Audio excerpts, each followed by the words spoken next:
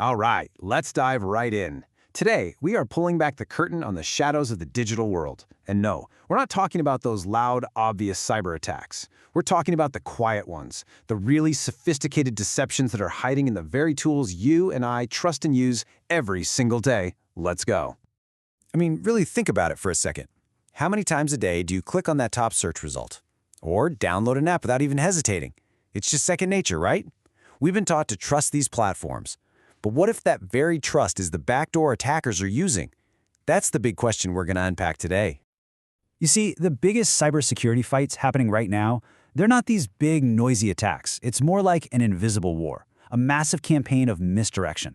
The threats are sneaky. They're designed to look just like a legit app, or a helpful link from Google, or even a totally harmless email attachment. And their whole game is to exploit our most basic instinct, trust. So let's start with the most direct kind of deception out there. Attacks that literally wear a disguise to trick you, the user. This is what we're calling the Great Masquerade, where some really nasty code puts on the mask of something you think you know and trust. Okay, for a perfect example of this, look at what's happening to Android users in Indonesia and Vietnam. Threat actors are building fake versions of supercritical apps. I'm talking official government ID apps, major banking apps. They even cook up these spoofed Google Play Store pages that look 100% real, preying on the fact that people need to use these services. And here's where the tech behind the trick gets really slick. So a user clicks download, right? But it doesn't just grab one single file. Oh no. Instead, it opens up something called a WebSocket connection. The server then starts feeding the malicious app file back to your browser in a bunch of tiny little pieces. This chunk delivery is genius in a devious way because it's built to fly right under the radar of firewalls and security scanners that are looking for one bad download. All you see is a normal progress bar, totally clueless about the stealth mission happening in the background. But this whole masquerade thing, it doesn't just stop with app stores. Nope, it goes right to the heart of how we navigate the internet, the search engine. We've all been trained, top results are the best, the most trustworthy. But what if they're a trap? Well, this technique actually has a name, SEO poisoning. And it's where attackers turn a search engine's own algorithm against it. A recent campaign they're calling Operation Rewrite is just a masterclass in this. It uses a malicious web server module to play this two-faced game against both the search engines and, well, us. So here's the two-step con. First, they poison the lure. When a search engine crawler, like Google's bot, visits their compromised website, the malware on the server sees it and shows it a page just packed with popular keywords.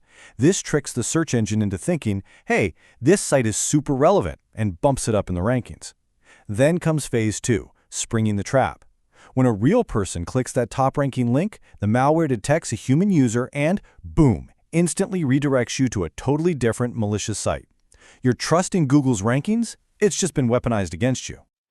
Okay, now let's peel back another layer. It's not just about tricking the user anymore. Attackers are getting unbelievably creative at fooling the security systems themselves.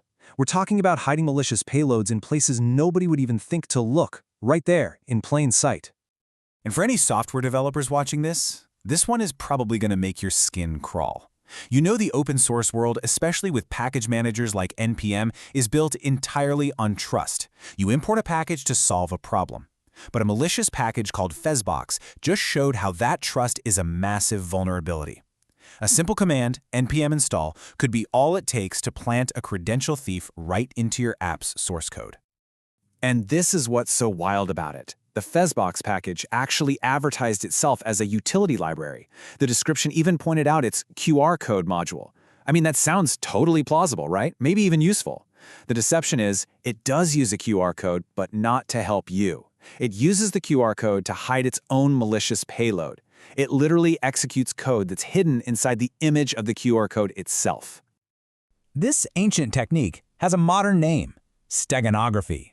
It is the art of hiding something inside of something else that looks totally innocent. And hiding malicious code inside a QR code? That's a brilliant and terrifying modern twist. It's the digital version of writing a secret message in invisible ink. This Fezbox malware was basically a digital fortress. It had multiple layers of deception. It started with simple stuff, like reversing strings in the code, so password becomes drosop. Then it used that steganography we just talked about, hiding its main weapon inside the QR code. And finally, it threw up a huge smokescreen of confusing, messy code, just to make it a nightmare for any security analyst trying to figure out what it was doing.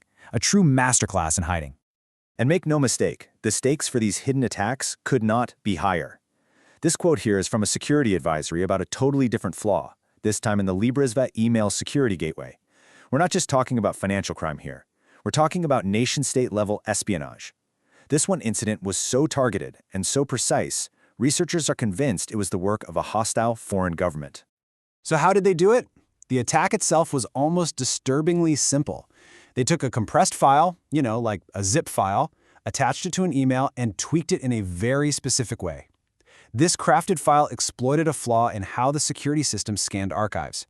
It just waltzed right past the security checks and let the attacker run whatever commands they wanted on the system.